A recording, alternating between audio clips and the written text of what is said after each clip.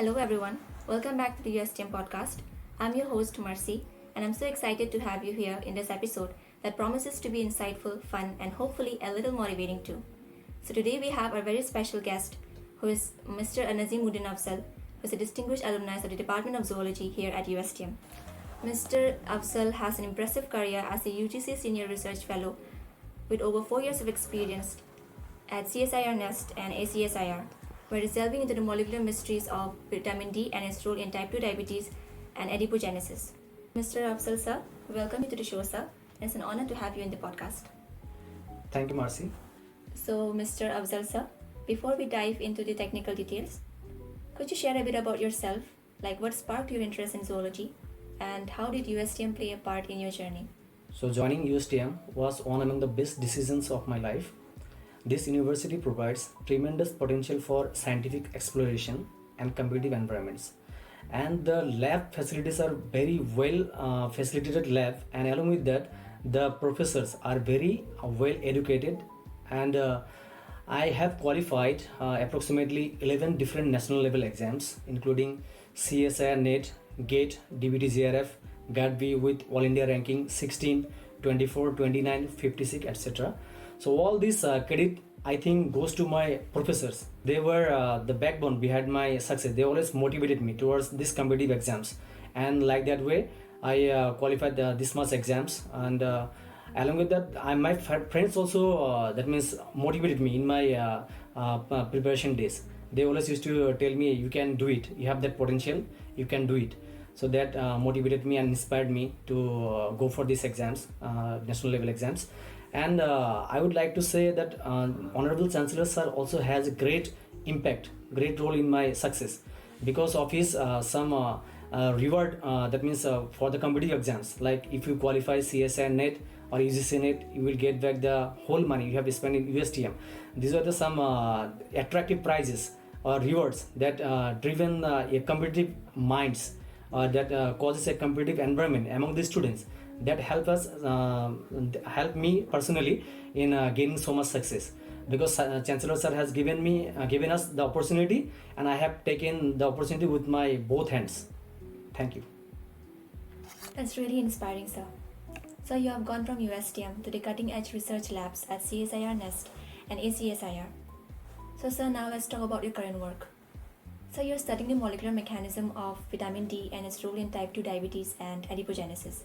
So sir, for those of us who are not familiar and need a refresher, sir, can you give us a brief overview of what it really means? That's a nice question. As you know that the vitamins are vital elements of our body. They are needed in trace amount for our body function, proper body function. And we know that vitamin D is a lipid soluble vitamin. And according to current literature, approximately 3 out of 4% in India, they are vitamin D deficient. And it is even more in the young population. It has been reported that approximately 84% of young population below the age of 25, they are having vitamin D deficiency. And it is even more in case of girls or women, the vitamin D deficiency. So this is basically due to that means lesser exposure to the sun in the morning times, then indoor activities, more indoor activities, then food habits. We are not taking sufficient amount of those foods. We are having vitamin D supplement, that ample amount of vitamin D. Then the thing is that vitamin D, that means our body also can synthesize vitamin D. It is in the form of, from cholesterol biosynthesis pathway, it is synthesized in the form of pre-vitamin D in the name of 7-dehydrocholesterol. Okay, then upon the sun exposure in the morning light, basically the UVB light, that light has the capacity to activate this pre-vitamin to vitamin cholecalciferol. That is also not the fully activated form. It has to go to the liver, then it undergoes one hydroxylation in the 25th position, then another one hydroxylation occurs in the first position in the kidney. So after this 2 hydroxylation, it is known as 1,2,5 dihydrocholecalciferol. That is also known as the calcitriol. That is actually the highly activated form of vitamin D3. It is the main activated form, and it has the effect on, basically we know that the vitamin D plays a major role in our bone health, bone mineralization, Apart from the classical role, vitamin D also playing a role in disease modulation, like in metabolic syndromes, then cancer. It can modulate the diseases as well. Like vitamin D, it has already been reported that vitamin D has the capacity to reduce the type 2 diabetic condition and adipogenesis as well.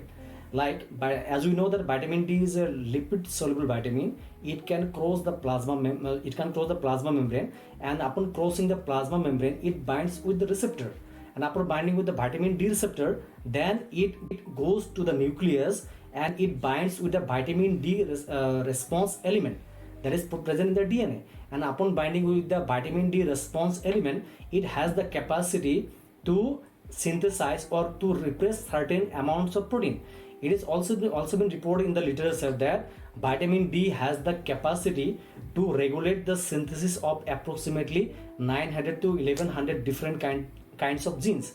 Among them, GLUT4 is one among the list. Then insulin, it also can synthesize insulin as well. By like GLUT4 synthesis, as we know that in the type 2 diabetic patient, what happens, the GLUT4 translocation reduces. GLUT4s are synthesized inside the cell, but they are not present in the plasma membrane. As we know that in the diabetic patient, in the blood sugar level increases, but there is no sufficient transporter, as this glucose cannot insert inside the cell without any transporter. Okay, it needs a transporter. Those transporters are called as glucose transporters or GLUTs. And as you know that approximately the 80% glucose we take through our diet, they are being consumed by our muscles only, and our muscle expresses GLUT4 transporter. It is basically expressed in the muscles, and it has the capacity to take the glucose from the blood inside the cell, and that it undergoes oxidation and it gives us energy. Like that way, it has been reported that vitamin D has the capacity to increase both the synthesis of GLUT4 as well as the translocation of GLUT4. That helps in reducing reducing type 2 diabetes. Along with that, it has also role in cardiovascular diseases as well. It has also role in adipogenesis as well. So basically, I am understanding the basic mechanism that how this vitamin D along with other vitamins and minerals, if we supplement together, how it can modulate, how it can regulate type 2 diabetes and adipogenesis. Adipogenesis nothing, just it is a form of obesity only. How our cells like adipocytes, they store the fats inside our belly fats, basically how they store the lipids inside the cells, and we become bulkier day by day. So for those of us like the students who are still studying and thinking about research as their career, so what are the things that you wish you'd known, or what are the insights and advice that you wish you had received when you had just started out your studies in zoology? I would like to suggest whoever is planning for PhD in biological sciences or any sciences, that before joining PhD, you should have some background knowledge regarding the PhD. Like if I take the example of life sciences or biological sciences, a student should have proper idea regarding the pipetting, because maximum things happens after joining PhD. We cannot even do a good pipetting, that causes error in our experimentation. Then a good pipetting is required. Then along with that, we often used to skip the practical classes, but that is most important, because basically what happens in PhD, we used to do the practicals only. Hands-on training is much that means rewarding. If you are doing much more hands-on work, that will be helping you in your PhD career. And along with that, you should have a technically sound background, like you should have technical background on Microsoft PowerPoint, Microsoft Excel. That is very much essential for PhD data analysis. Like if you want to analyze the data, Microsoft Excel is very much essential tool. Then along with that, for presenting your data, you should have a command in Microsoft PowerPoint presentation. Then along with that, I have also seen one thing that is lacking in the most of the students, that they are very much weak in conversion formulas, like molarity to normality, normality to from micromolar to millimolar. and millimolar to nanomolar conversions. Suppose a molecular weight is given, and how to convert them to a macromolar solution, like that. So people are often confuses in this conversion units. So I will suggest all the young minds who are planning for research.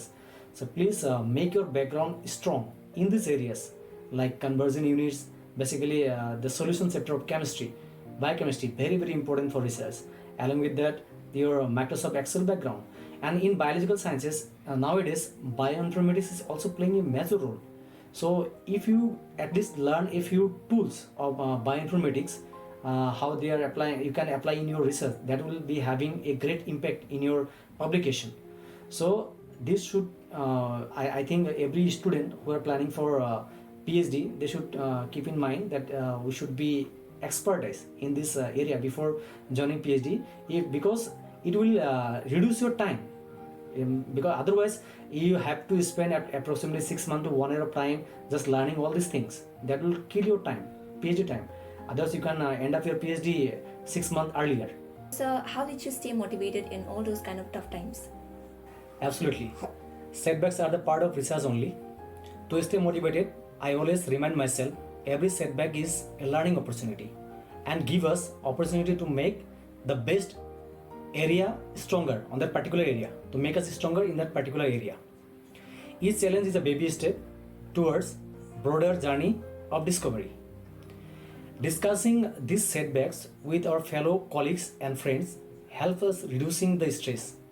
If I discuss the setbacks that my experiment is failed with my colleague having similar kind of experience, they can help me sorting out the problems, that what thing is going wrong, what is the possibility of the wrong, and that can be corrected by the valuable suggestion from my colleagues, and supervisor can help me.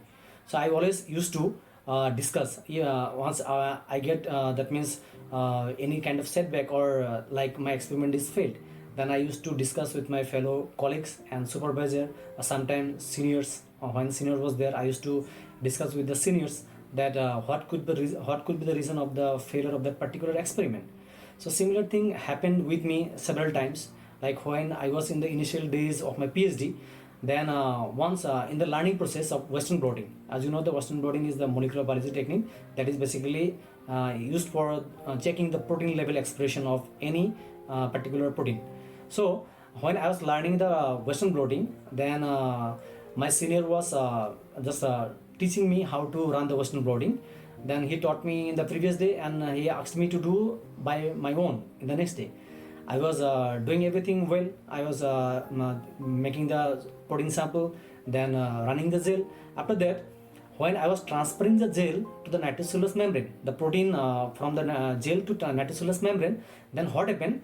Instead of giving the transfer buffer, I gave there the running buffer. So after doing all the overnight incubation with the primary antibody, then in the next day with secondary antibody, then when I was taking the images were not coming. Then I discussed with my seniors, then with my supervisor, that what could be the reason, because the previous day everything was coming very good, why today it is not coming. Then after discussing so many things, we could not come to the conclusion that what could be the fault. Then my supervisor suggested me that it's better you discard all your that means the buffers which you have prepared. So freshly prepare all the buffers. Then I prepared all the buffers freshly. Then I run the gel in the next day, and the day after next day the result was coming. So Western blotting is just a huge that means experiment. It takes a lot of time and a lot of steps are there. So if I go to check manually each and every step, it will be taking 1 month to just check it that whether my problem was. So from that day onwards, when I was doing the Western blotting, I always be very much cautious that these steps are very much crucial. I should not that means miss the step. I always very much concentrative while doing the experiment. And till now, as of now, more than 400 to 500 times I have run the gel and Western blotting, then transfer and everything. I never got that means fault in the running the experiment. whether the protein level that cannot become that may not come, but the experiment, that means the running of the gel, then the transfer of the protein to the membrane, it was all okay. So that was the greatest learning that I have learned, that during doing a particular experiment, we should be very much concentrative. We should give our 100% concentration toward that particular experiment to do that thing. So I have learned from my previous mistakes, and that made me stronger in that particular area in ocean blotting.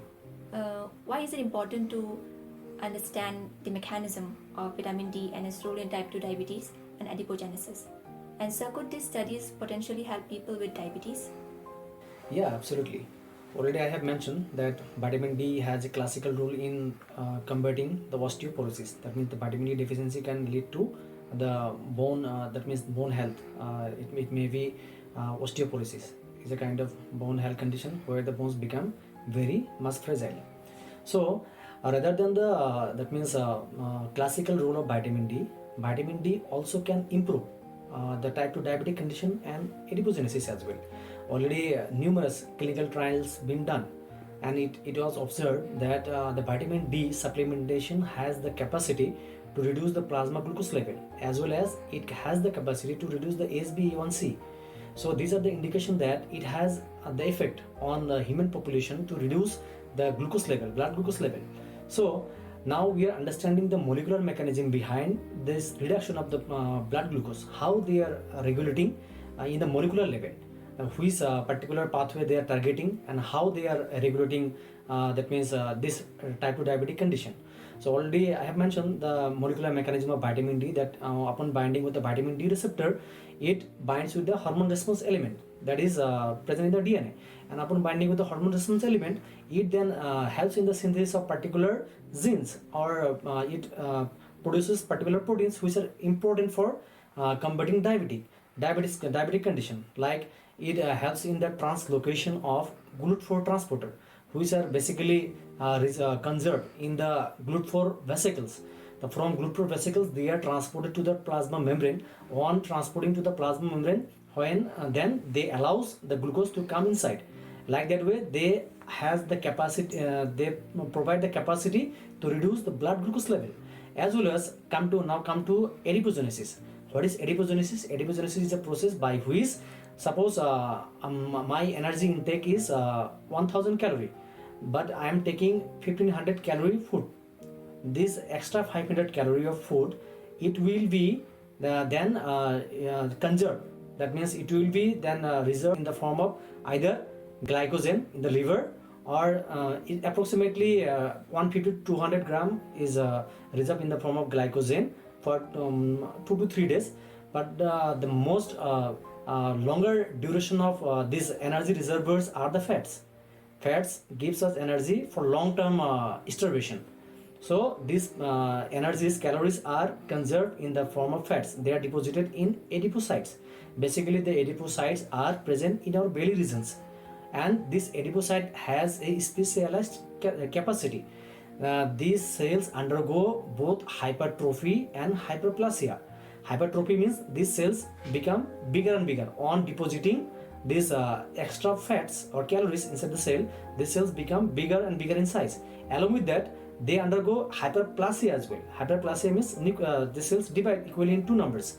So in adipocyte, adipogenesis, what happens? The extra energy are conserved in the form of lipids in the cell, and cell are becoming bulkier, as well as cell is dividing into two. Then both the cell numbers are increasing, as well as cells are becoming bulkier, and that condition is regarded as the obesity condition. And as you know that obesity is the mother of other metabolic diseases. It can lead to cardiovascular diseases, it can lead to type 2 diabetes.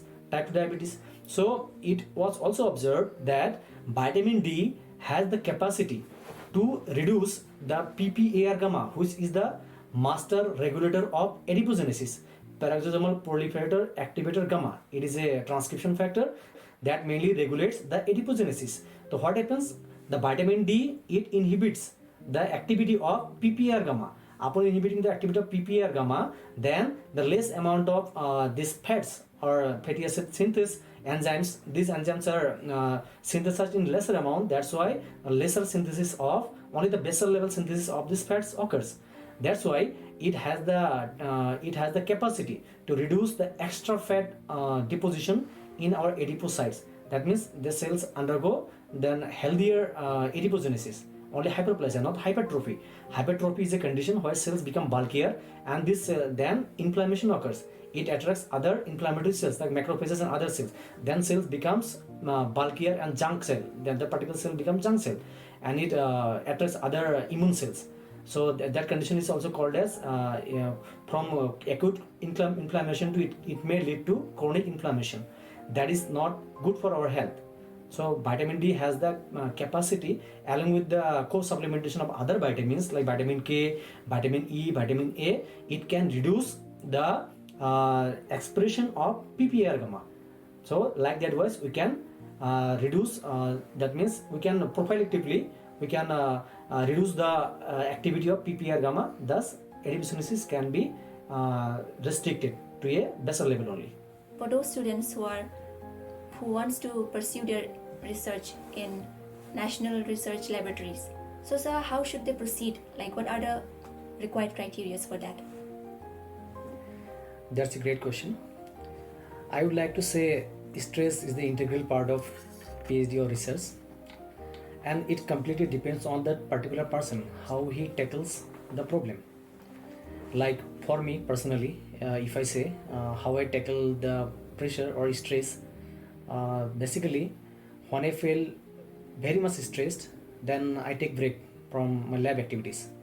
Like I go for any outing with my friends. Then I used to call my mother or father, sometimes my sisters and brother, and talk with them. So after talking to them, I feel refreshed. So this how I tackle the stress. And sometimes I used to talk with my fellow colleagues and mates, like friends, who are my lab mates. So on talking with them, on sharing my problems with them, that reduces a lot. So people used to say that sharing reduces the pain. If you share your pain, it reduces, and if you spread love, it gets bigger and bigger, like that way. So and definitely funding challenges are there in PhD. Like currently I am getting the fellowship from UGC SRF. So sometimes what happens, the fellowship gets stopped for 5 to 6 months, 6 to 7 months sometimes. So our lab has funding. The scholars of our lab, they are having from different funding agency background. Like we have SRF from CSR, then DST, then DVT. So if I am facing any kind of monetary problem or financial issue, another thing I always used to think that why I am here, why I am into PhD, and what I am doing here. If I ask these things to me, then automatically the stress level comes down, that I need to do it anyhow. Stress is not nothing. I need to do it for my parents, for my brothers, for my sisters.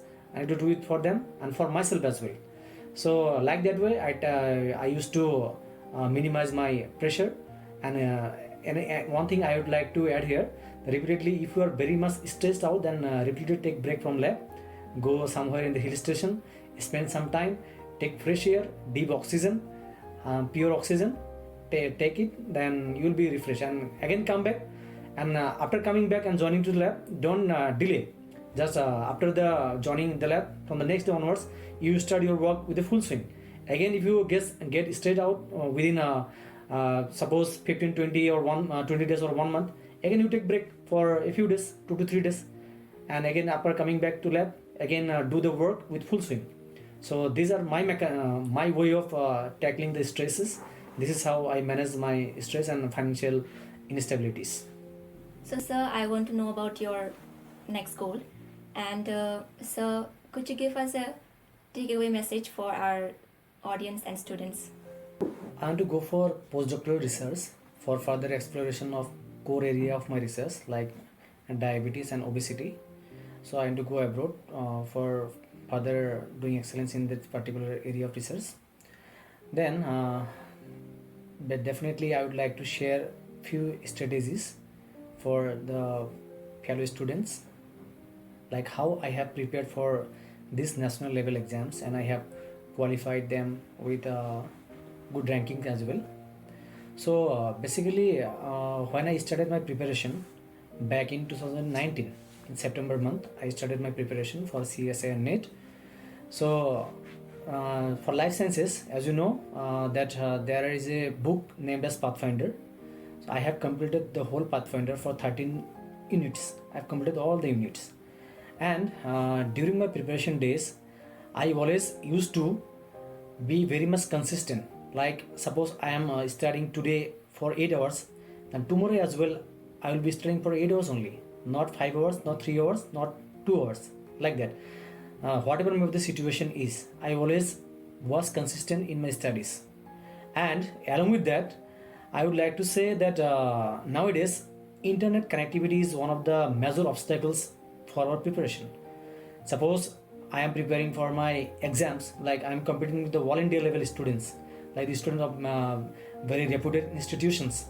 I am competing with them, but I am not concentrated towards my study. I am repeatedly, I am just watching my, I am just with my playing with my mobile, then studying repeatedly, just going to WhatsApp, going to Facebook, then again coming back to my book. So these things will not work. So but I would like to suggest that at least whatever time you give to your study preparation, give your 100% to that. It may be 1 hour, it may be 2 hours, it may be 3 hours.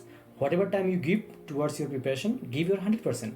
And whatever things you read, suppose I am preparing for this particular A topic. Suppose the name of the topic is A. I am preparing for that. So I will be preparing the 100% of that particular A topic. I won't be leaving that I have prepared 95%. 5% is very tough for me, so I won't be leaving. So one statement that can come from that particular 5% as well. So in CSNet, as you know, that the statement wise questions are coming. Suppose your 3 statements are messing with your previous concept, like in a 95%, but one statement is from that 5% concept which you have not acquired. So these things will give you only negative marking. And for just going for the question, that may answering the question in exams, if you are not 100% confident about that particular question, don't even touch this question.